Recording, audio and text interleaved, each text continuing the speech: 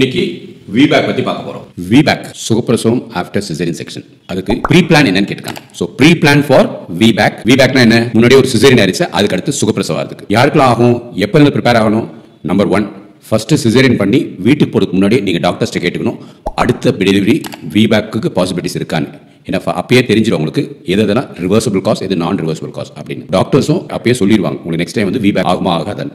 Number 2, next time pregnant ஆகிறதுக்கு முன்னாடி வயிறு தொப்பை குண்டா இருக்கீங்க, அதெல்லாம் கொஞ்சம் கண்ட்ரோல் பண்ணா பெட்டர்.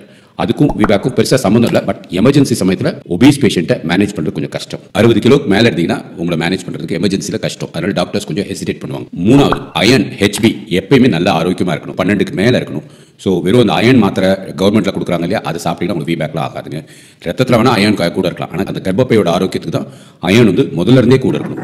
ஸோ கன்சிஸ்டண்டாக கூட இருக்கணும். உங்கள் உடம்புல அயன் சாப்பிட்டும் நல்ல உணவு சாப்பிட்டும் பிளட் அவ்வளோ சுரக்கலையா, அப்போ அயன் இன்ஜெக்ஷன் எடுத்துக்கணும். எப்போ?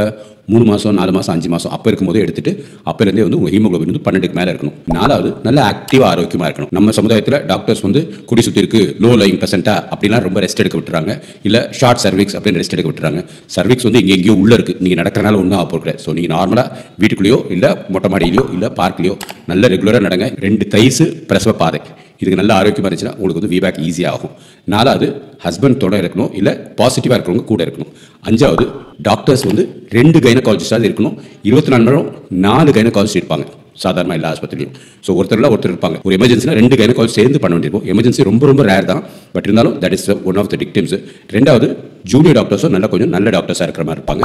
அது பேபி டாக்டர், அனஸ்தீசியா டாக்டர், இவங்க எப்பயுமே 24 மணி நேரம் ஹாஸ்பிட்டலில் அவைலபிளாக இருக்கணும். அப்போ தான் வந்து VBAC பாசிபிள்.